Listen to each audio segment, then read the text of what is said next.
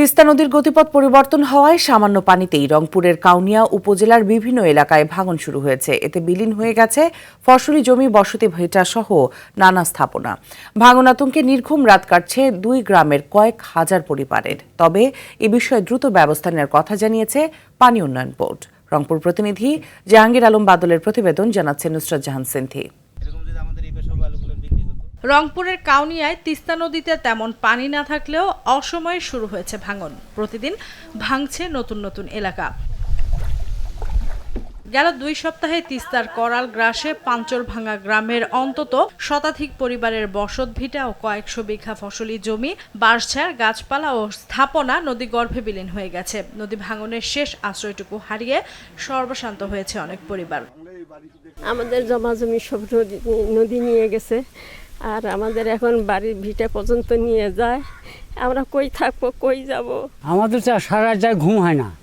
এখন আজকের দেখি একরকম, সকালবেলা উঠে দিকে আর রকম।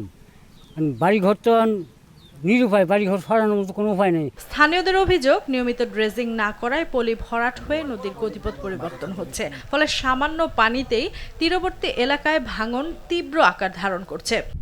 যে বাড়ির পাশ দিয়ে মানুষের গ্রামের যে রাস্তা, এই রাস্তারও অর্ধেক চলে গেছে, অনেক বাড়িও ভাঙে নামছে। আমাদের মরা ছাড়া আর কোনো বুদ্ধি নেই। কি করব আমরা? সমস্ত সম্পদ নদীর মধ্যে গেল, এখন বাড়িও চলে যাওয়ার আছে। এই মন্ত্রী উনিও খোঁজ নেয় না। ভয়াবহ ভাঙন রোধে দ্রুত ড্রেজিং সহ সংস্কার কাজ জরুরি বলছেন উপজেলা নির্বাহী কর্মকর্তা। এক পারে পলি জমে যাওয়ার কারণে এই পাটটা ভাঙা শুরু করেছে। এই ড্রেজিং ব্যতীত আসলে এই পলিটা যদি আমরা অপসারণ না করতে পারি, তাহলে নদীর গতিপথটাকে পরিবর্তন না করতে পারি, সেক্ষেত্রে নদী ভাঙন আসলে ঠেকানো যাচ্ছে না। অন্যদিকে পানি উন্নয়ন বোর্ড বলছে, নদী ভাঙন রোধে মন্ত্রণালয়ে প্রস্তাবনা পাঠানো হয়েছে। অনুমতি পেলে দ্রুত কাজ শুরু হবে। এই জায়গাটা আমরা তথ্য পাঠাচ্ছি ঊর্ধ্বতন কর্তৃপক্ষের কাছে।